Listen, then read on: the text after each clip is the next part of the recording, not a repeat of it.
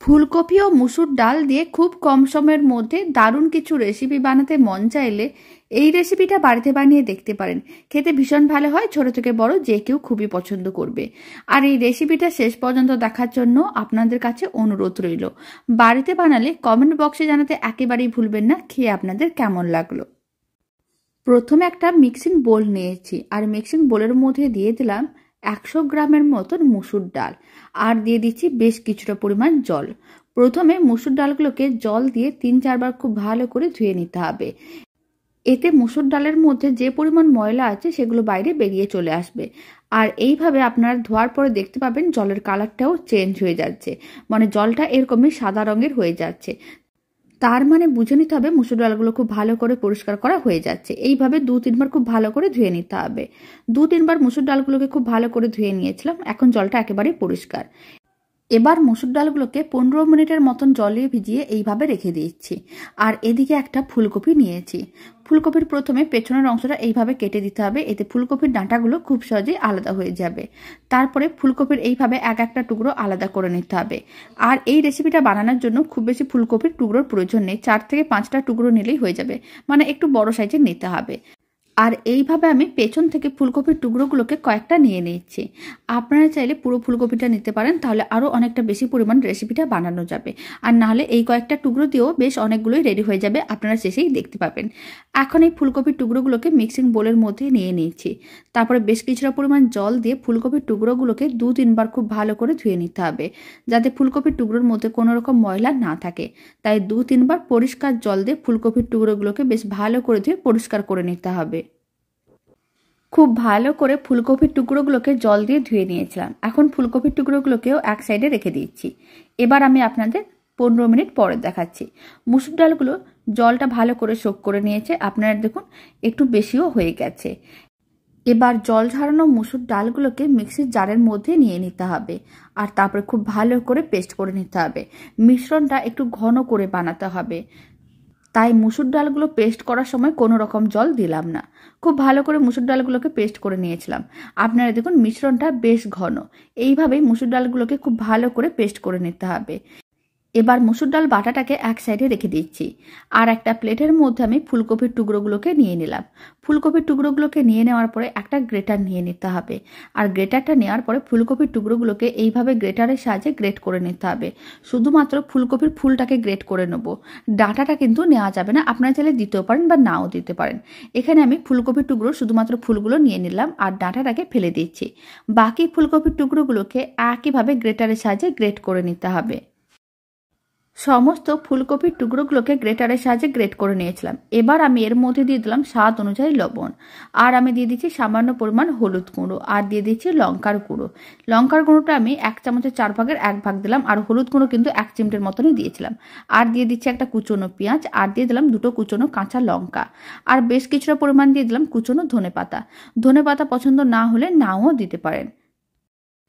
এবার সমস্ত কিছু একসঙ্গে খুব ভালো করে মিশিয়ে নিতে হবে, যাতে গ্রেট করা ফুলকপি ও সমস্ত মশলাগুলো একসঙ্গে খুব ভালো করে মিশে যায়। খুব ভালো করে সমস্ত কিছু মেশানো হয়ে গেছে। এবার আমি এর মধ্যে আরও বেশ কয়েকটা জিনিস দিয়ে দেবো। প্রথমে আমি যে মুসুর ডালটা পেস্ট করে রেখেছিলাম সেই মুসুর ডাল বাটাটা দিয়ে দিচ্ছি। পুরো মুসুর ডাল বাটাটা একসঙ্গে দিয়ে দিতে হবে, আর আলাদা করে কোনো রকম জল দেওয়া যাবে না। মিশ্রণটাকে একটু শুকনো করে বানাতে হবে, তাহলে খেতেও ভালো হবে আর বানাতেও সুবিধা হবে। পুরো মুসুর ডাল বাটাটা দিয়ে দিলাম। এবার আমি দিয়ে দিচ্ছি 4 চামচের 2 চামচের মতন চালের গুঁড়ো। চালের গুঁড়ো দিলে খেতে বেশ ভালো লাগে, আপনারা চাইলে দিতেও পারেন নাও দিতে পারেন। আর আমি দিয়ে দিলাম সামান্য পরিমাণ চিনি, 4 চামচের 3 ভাগের 1 ভাগ। তারপর আবারও সমস্ত কিছু একসঙ্গে খুব ভালো করে মিশিয়ে নিতে হবে। সমস্ত কিছু খুব ভালো করে মেশানো হয়ে গেছে, মিশ্রণটা একেবারেই রেডি। আর আপনারা দেখুন মিশ্রণটা এইভাবে শুকনো করেই মিশিয়ে নিতে হবে, মানে রেডি করে নিতে হবে, তাহলে খেতে ভালো লাগবে। যদি মিশ্রণটা খুব বেশি পাতলা হয়ে যায় তাহলে খেতে কিন্তু ভালো লাগবে না বা বানাতেও অসুবিধা হবে। তাই এইভাবেই মিশ্রণটাকে একটু শক্ত করে বা ঘন করে বানিয়ে নিতে হবে। এবার একটা তাওয়াকে গ্যাসের ওভেনের উপরে বসিয়ে নিয়েছিলাম। সামান্য পরিমাণ তেল নিলাম, তেলটা খুব ভালো করে ব্রাশ করে নিয়েছি। তেলটা যখন খুব ভালো করে ব্রাশ করা হয়ে যাবে আর তাওয়াটা গরম হয়ে যাবে, তখন কিছুটা করে মিশ্রণ হাতের মুঠোর মধ্যে নিয়ে গোল করে নিচ্ছি। তারপর একটু প্রেস করে চ্যাপটা করে তাওয়ার মধ্যে দিয়ে দিচ্ছি। পুরো মিশ্রণটা একসঙ্গে দেওয়ার দরকার নেই। এখানে আমি প্রথমে 5টা বলের মতন করে মিশ্রণ দিয়ে দিয়েছি। আপনারা যদি কড়াইতে অল্প একটু বেশি পরিমাণ তেল দিয়েও ভাজতে চাইলে ভেজে নিতে পারেন, তবে এইভাবে অল্প তেল দিয়েও ভেজে দেখতে পারেন, খেতে কিন্তু বেশ ভালো হয়, তবে একটু টাইমটা বেশি প্রয়োজন পড়বে। এবার আমি ওপরেও সামান্য পরিমাণ তেল দিয়ে দিলাম, তারপরে উল্টে পাল্টে একটু লাল লাল করে ভেজে নিতে হবে। প্রথমে এইভাবে একটু সরিয়ে দেখে নিলাম, আপনারা দেখুন খুব সহজে কিন্তু আলাদা হয়ে যাচ্ছে তাওয়ার থেকে। তারপরে এইভাবে একটু উল্টে নিতে হবে, আর এটা আমি প্রায় 2 মিনিট পরে উল্টে পাল্টে নিয়েছি, মানে 2 মিনিট এক সাইড রান্না করে নিতে হবে, আর ফ্লেমটা মিডিয়াম টু লোতেই রাখতে হবে। 2 মিনিট পরে এইভাবে একটু উল্টে নিতে হবে, আর তারপরে হাতাটা নিতে হবে, হাতাটা দিয়ে প্রেস করে চ্যাপটা করে নিতে হবে, তাহলে ভেতরটাও খুব সুন্দরভাবে রান্না হবে। আপনারা চাইলে একটা বাটি বসিয়েও প্রেস করে চ্যাপটা করে নিতে পারেন, আর না হলে হাতা দিয়েও এইভাবে একটু প্রেস করে চ্যাপটা করে নিতে পারেন। মিডিয়াম ফ্লেমে আরও 2 মিনিট এইভাবে রেখে দিয়েছিলাম, উল্টো দিকটা বেশ লাল লাল হয়ে গেছে। এখন একটু উল্টে পাল্টে নিতে হবে, আর এইভাবে মিডিয়াম ফ্লেমে উল্টে পাল্টে একটু লাল লাল করে ভেজে নিতে হবে। এতে বেশ মুচমুচেও হবে, আর খেতেও ভালো লাগবে, দেখতেও ভালো লাগবে। বাড়িতে এই রেসিপিটা একদিন হলেও বানিয়ে দেখতে পারেন, ছোট থেকে বড় যে কেউ খুবই পছন্দ করবে। আর যারা ফুলকপি খেতে একেবারেই পছন্দ করে না তাদেরও ভালো লাগবে, আর খুব বেশি তেলেরও প্রয়োজন পড়বে না, তবে একটু টাইম নিয়ে ভাজতে হবে। ফুলকপি ও মুসুর ডালের বড়াগুলোকে টাইম নিয়ে উল্টে পাল্টে বেশ লাল লাল করে ভেজে নিয়েছিলাম। এবার আমি তুলে একটা প্লেটের মধ্যে রেখে দিচ্ছি। বাড়িতে এইভাবে মুসুর ডাল দিয়ে ফুলকপির বড়ার রেসিপিটা বানালে কমেন্ট বক্সে জানাতে একেবারেই ভুলবেন না খেয়ে আপনাদের কেমন লাগলো। এখন বাকি বড়াগুলো একইভাবে ভেজে নেব। তার জন্য আবারও সামান্য পরিমাণ তেল ব্রাশ করে নিচ্ছি।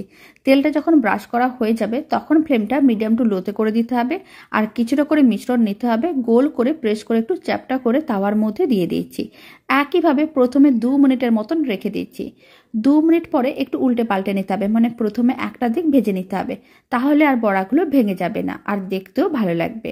2 মিনিট অন্তর এইভাবে অল্প একটু তেল ওপরে আগে দিয়ে দিতে হবে, তারপরে উল্টে পাল্টে বড়াগুলোকে লাল লাল করে ভেজে নিতে হবে। আর উল্টানোর সময় এইভাবে বড়াগুলোকে উল্টে একটু প্রেস করে চ্যাপটা করে নিতে হবে, ভালো করে মিশ্রণটা ছড়িয়ে যাবে, আর বড়ার ভেতরটায়ও কোনো রকমের কাঁচা ভাব থাকবে না, বা মুসুর ডালের কাঁচা গন্ধও থাকবে না, খেতেও ভালো লাগবে।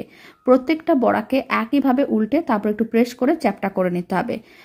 এবার এই বড়াগুলোকেও ভেজে নিচ্ছি, তারপরে আমি আপনাদের দেখাচ্ছি। ফুলকপি মুসুর ডালের এই বড়াগুলোকেও উল্টে পাল্টে লাল লাল করে ভেজে নিয়েছিলাম। এবার এই বড়াগুলোকেও তুলে একটা প্লেটের মধ্যে সার্ভ করে নিয়েছি। আর এই গরম গরম বড়াগুলো খেতে ভীষণ ভালো হয়। আপনারা চাইলে অল্প একটু টমেটো কেচাপ দিয়েও সার্ভ করতে পারেন, আর নাহলে গরম ডাল ভাতের সঙ্গেও খেতে ভীষণ ভালো লাগে। বাড়িতে বানিয়ে দেখতে পারেন।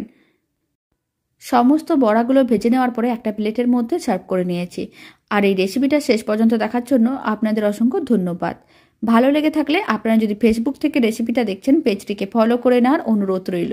ইউটিউব থেকে দেখলে চ্যানেলটি সাবস্ক্রাইব করে নেওয়ার অনুরোধ রইল। আর পাশে থাকা বেল আইকনটি প্রেস করে নেবেন নতুন রেসিপির আপডেট সবার আগে পাওয়ার জন্য।